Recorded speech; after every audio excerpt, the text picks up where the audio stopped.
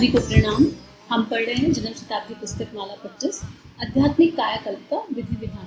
बहुत ही खूबसूरत स्वाध्याय गुरुदेव करा रहे हैं।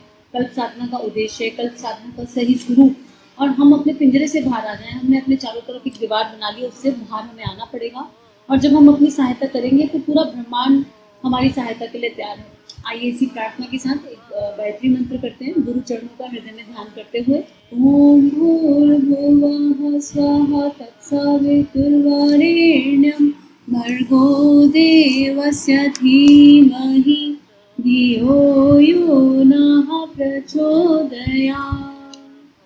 अब गुरुदेव पिछली बार हमें बता रहे थे कि इसका उद्देश्य और स्वरूप क्या है, और जितने भी दुष्कर्म हैं अगर हम उनके प्रतिफल से बचना चाहते हैं, हम नहीं चाहते कि कोई दैवी प्रकोप आए या कोई सामाजिक प्रताड़ना आए, तो उसका दूसरा मार्ग है प्रायश्चित।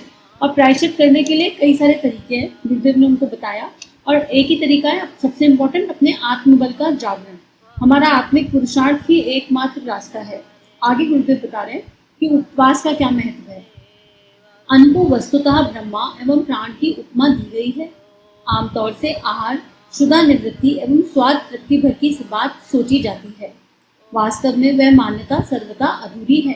भोजन प्रकारांतर से जीवन है, उसकी आराधना ठीक प्रकार की जा सके तो शरीर को आरोग्य, मस्तिष्क को ज्ञान विज्ञान, अंतःकरण को देवत्व का अनुदान, व्यक्तित्व को प्रतिभावान तथा भविष्य को उज्जवल संभावनाओं से ज्वाज्वल्यमान बनाया जा सकता है। कितना महत्वपूर्ण पैराग्राफ है। गुरुदेव अन्न की महिमा बता रहे हैं कि हम सोच रहे हैं, हमारी जो छोटी सोच है, जो अज्ञानता के कारण है, कि अन्न केवल पेट भरने के लिए है और स्वाद के लिए, स्वाद ग्रंथियों को तृप्त करने के लिए है।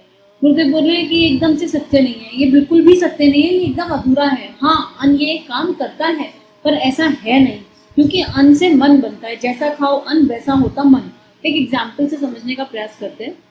जब एक छोटा बच्चा पैदा होता है तो उसका पालन पोषण अन्न के माध्यम से होता है। एक न्यूबॉर्न बच्चे को आप कुछ खाने पीने को मत दो, वो सर्वाइव नहीं कर पाएगा। तो अन्न से सर्वाइवल है, ठीक है। और कहते हैं बच्चों को खूब खिलाना चाहिए, खूब खेले, खूब कूदे, खूब खाएं। तो एक पर्टिकुलर एज तक बच्चे खूब खाते हैं, हाइट बढ़ती है, शरीर बढ़ रहा है। आप सोचो अन्न से किस तरह शरीर बढ़ रहा है। एक पर्टिकुलर एज तक, ठीक है, 21 साल तक कह लो मैक्सिमम, और उसमें बच्चे को पोषण मिलता है, उसका पूरा बॉडी डेवलपमेंट होता है, ब्रेन डेवलपमेंट होता है, सब कुछ होता है, और अन्न की एक महत्वपूर्ण भूमिका होती है। पर एक एज के बाद हम जितना मर्जी अन्न खा लें, ना हमारी हाइट बढ़नी, ना हमारे अंदर स्ट्रक्चर में कोई चेंज होना, हम खाने के बाद बढ़ते नहीं, फैलते हैं, मोटापा आने लगता है। क्यों आने लगता है मोटापा? क्योंकि अन्न का एक इम्पॉर्टेंट रोल है। हर एज का अपना एक अलग रोल है। हम किस एज में हैं, एज से मेरा मतलब यहाँ एग्जैक्टली टेक्निकली एज नहीं कहेंगे हम, लेकिन हम किस दिशा में जा रहे हैं, हम अपने जीवन का क्या करना चाह रहे हैं, उसके हिसाब से हमारा अन्न होना चाहिए। और अगर हम अन्न को आराधना मानकर केवल भूख लगने पर खाएं, और खाते टाइम ये सोच लें कि हम क्या खा रहे हैं, क्या हम जो खा रहे हैं वो उचित है या नहीं है, और क्वांटिटी पर भी थोड़ा सा ध्यान रखें कि ओवर ईटिंग नहीं करनी है। एक हिस्सा पेट पानी से भरना है, एक हिस्सा खाने से, और एक हिस्सा खाली छोड़ना है। तो हमारी प्राण शक्ति अपने आप ऊपर उठ जाएगी, हम बीमार नहीं पड़ेंगे, हमारे भीतर की प्रतिभा, हमारा व्यक्तित्व निखर कर आएगा। तो गुरुदेव यही बात बोल रहे हैं कि अन्न को अगर हम समझ लें, और इसलिए अन्न में कोश की शुद्धि, आहार शुद्धि सबसे इम्पोर्टेंट है। आप कहीं भी किसी समस्या को लेकर जाओगे तो आपको यही बोला जाएगा, एक अनुष्ठान कर लो, एक साधना कर लो।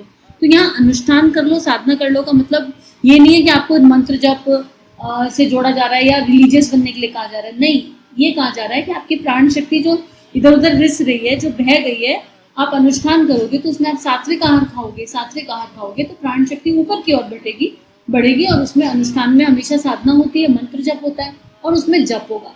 तो जब ये सब कॉम्बिनेशन में होगा तो चीजें अपने आप ठीक हो जाएंगी।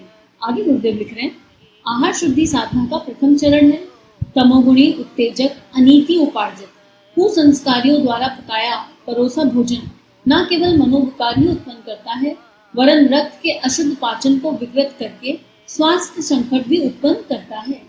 आत्मिक प्रगति में, साधना की सफलता में तो कुधान्य का, अभक्ष्य का प्रभाव विश्वत पड़ता है।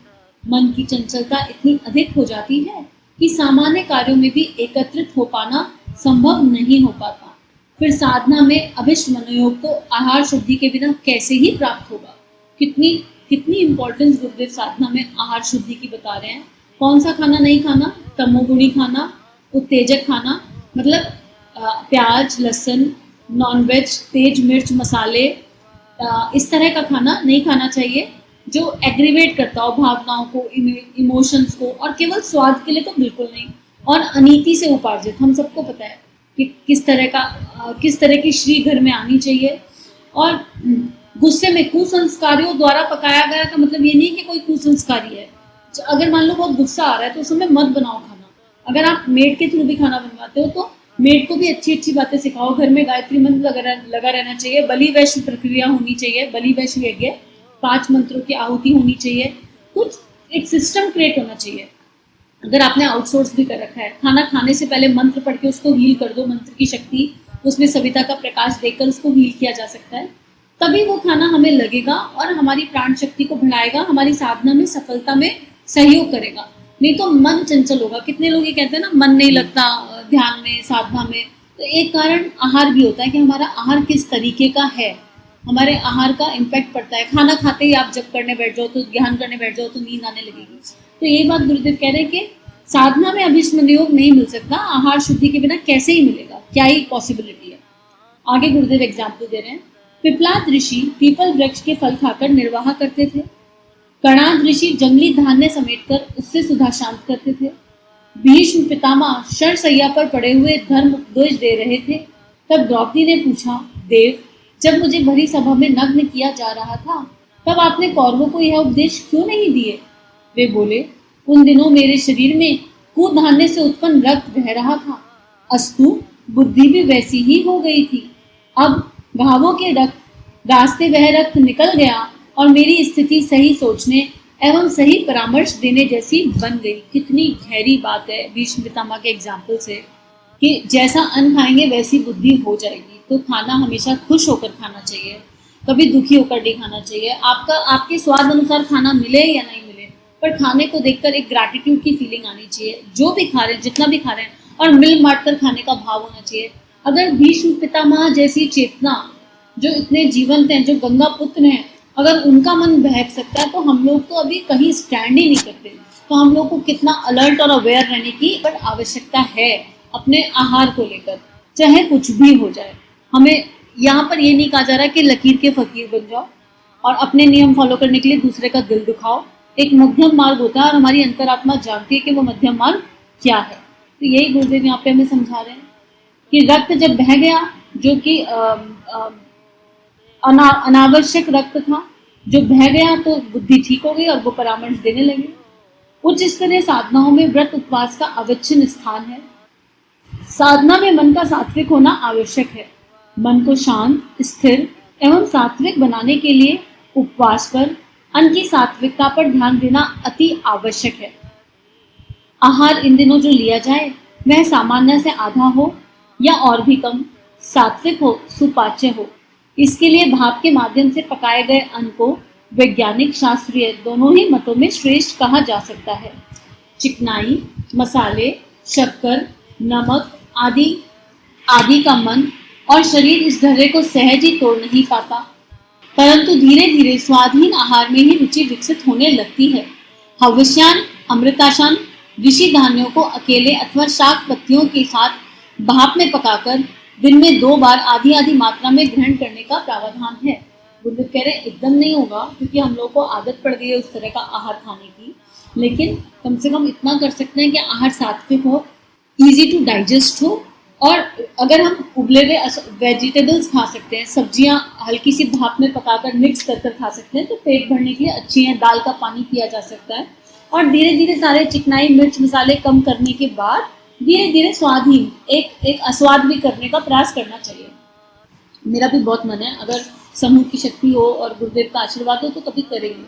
तो ये गुरुदेव कह रहे हैं कि हमको यहाँ तक आना है, अभी हम कहाँ हैं हम देख लें और कहाँ से कहाँ तक जाना है हम वो देख लें। तो एक एक करके छोड़िए। अगर आप पैक्ड फूड खाते हैं तो एक एक करके कम कीजिए। अगर आप बाहर का बेकरी आइटम बहुत खाते हैं तो धीरे धीरे, एक साथ कुछ नहीं होगा, धीरे धीरे 40 दिन हम ब्रेड नहीं खाएंगे, 40 दिन हम बिस्किट नहीं खाएंगे, नमकीन नहीं खाएंगे। अभी तो हम लोग को यहाँ से शुरुआत करनी पड़ेगी और फिर आप देखोगे अंदर से मन खत्म हो गया। अंदर बहुत क्रेविंग जो होती थी वो एकदम खत्म हो गई। ऑटो पायलट मोड पर अपने आप चीजें होने लगेंगी अगर हम शुरुआत स्टार्टिंग छोटे से करेंगे। और फिर धीरे धीरे अपने घर में एक चीज छोड़िए, तेल कम करेंगे, फिर मसाले, लाल मिर्च खाते हैं तो बंद करेंगे, एक एक करके चीजों को हटाइए। फिर प्याज लहसुन पर आइए, तो धीरे धीरे अपने आप गाड़ी ट्रैक पर आएगी। आगे लिख रहे हैं गुरुदेव, आहार साधना के अतिरिक्त तप तितिक्षा में प्रायश्चित की चर्चा की जाती है। अपना मन अंतःकरण धोए बिना, विगत को भुलाए बिना साधना मात्र भायोपचार पर रह जाती है। मतलब सब कुछ कर लिया, अन्नमय कोश की शुद्धि कर ली, जप कर लिया, ध्यान कर लिया, लेकिन मन नहीं धोया, मन की मलिनता कम नहीं हुई, अभी भी लोगों के लिए गलत सोच रहे हैं, अभी भी मन में अनावश्यक विचार भाव आ रहे हैं, अभी भी मन वासना की तरफ भाग रहा है, तो फिर क्या ही फायदा हुआ। बाहर की सफाई कर ली और अंदर की नहीं। जब खाना बनाते हैं तो बर्तन अंदर से ज्यादा गंदा होता है। अब मैं कुकर को बाहर से रगड़ती रहूं, अंदर कुछ भी सफाई ना करूं, अंदर कोई सर्फ ना डालूं, और जब कुकर ज्यादा गंदा हो जाता है, चिकनाई लगी होती है या कढ़ाई ज्यादा गंदी होती है, तो उसमें गर्म पानी, खौलता हुआ पानी भी डालना पड़ता है, और हम अंदर कुछ नहीं डालें, हम बाहर से शरीर को रगड़ते रहें, तो फिर बात कैसे बनेगी। तो गुरुदेव यहाँ कह रहे हैं कि मन को, अंतःकरण को धोना भी आवश्यक है।